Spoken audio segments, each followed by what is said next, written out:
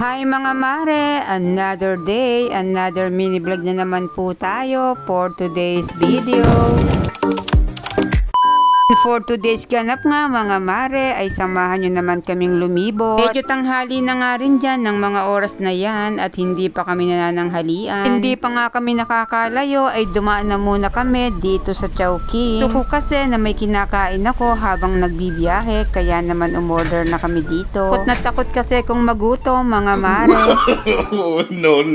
Din aside mga mare ay madali kasi kung mahilo pag nalilipasan ng gutom. Kaya naman minsan kahit hindi pa ako gutom ay talagang kumakain na ako. Wala naman talaga sa plano itong paglakad namin ngayon at talagang biglaan lang. Hali na nga pala kami sa pag-alis dahil nasikaso muna namin yung aming mga alaga. Ito na nga pala kami sa bypass dumaan para shortcut sa aming pupuntahan. Mas malapit kasi dito papuntang Bustos. Wala pa nga isang oras na biyahe mga mare ay nakarating na kami dito sa aming pupuntahan. Sa Bustos nga pala ito mga mare at gumagawa nga sila ng mga gamit sa bahay. Pagbaba nga namin ng sasakyan ay nabungaran agad namin yung aming mga pinagagawa. Yan yung mga nakikita nyo na yan yung mga pinagagawa namin. Yan nga palang nasa bungad, yan ang pinaka-center table at ito namang dalawa, yan yung mga side table. Yan nga po palang mahaba na yan, ang tawag nga po pala dyan ay divan at 2 piraso po ang pinagagawa namin ganyan. Titingnan nyo nga mga mare ay parang hindi kagandahan. Ang napakasimple nga lang at parang hindi pulido kung inyong pagmamasdan.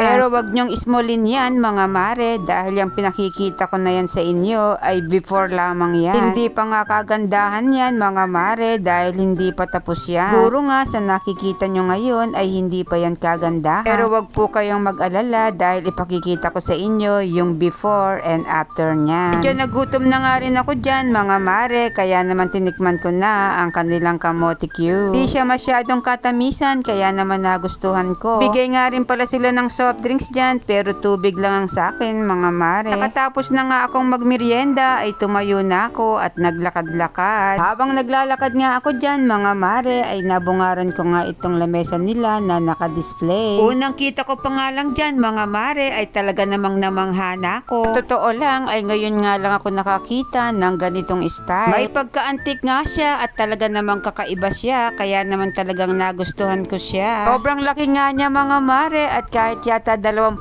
tao ay pwedeng magkasya dyan. Nebenta nga pala yan at kung gusto nyong mag-inquire ay i-PM nyo lang ako. Ang may-ari nga po pala nito ay si Mr. J. Ilagan. Pagawa nga po pala sila ng mga upuan, lamesa, cabinet at mga kasangkapan sa bahay na gawa sa kahoy. Matatagpuan nga po pala ito sa may Bustos, Angat, Bulacan. Pag natapos na nga itong aming pinapagawa ay ipakikita ko sa inyo ang before and after. At nang uuwi na nga kami dyan mga mare ay bigla namang bumuhos ang malakas na ulan. Hintay nga muna naming tumila bago kami tuluyang umalis mga mare. Sa totoo lang mga mare kaya ako sumama ay gusto ko ulit makarating sa Angat Dam. College pa kasi ako nang huli ko makapunta doon at ngayon nga ay gusto ko ulit makarating doon. Pero sa hindi nga inaasahang pagkakataon ay nakasara pala ang Angat Dam mga mare. Balik pa naman kami dito at baka sa pangalawang pagkakataon ay makakalibot na kami. Habang pauwi na nga kami ay nakaramdam ako ng gutom kaya naman kinain ko na itong aming tinake-out. Sobrang gutom ko nga ay talagang naubos ko yan mga mare. Parating na nga rin pala kami ng San Miguel at inabutan pa kami ng ulan. Hindi naman din kalakasan pero gumagabi na nga ng mga oras na yan. Habang nasa daan nga kami ay biglang nag-crave ng siopaw itong aking asawa. Bigla daw siyang nagutom at siopaw ang gusto niya. Hindi nga ako mahilig sa siopaw mga mare pero nagaya na rin ako sa kanya. Mukha namang masarap kaya naman titikman ko na. Masarap naman siya mga mare pero hindi ko lang talaga type ang mga siopaw. Siya mga mare hanggang dito na lang at maraming salamat sa inyong panonood. Bye!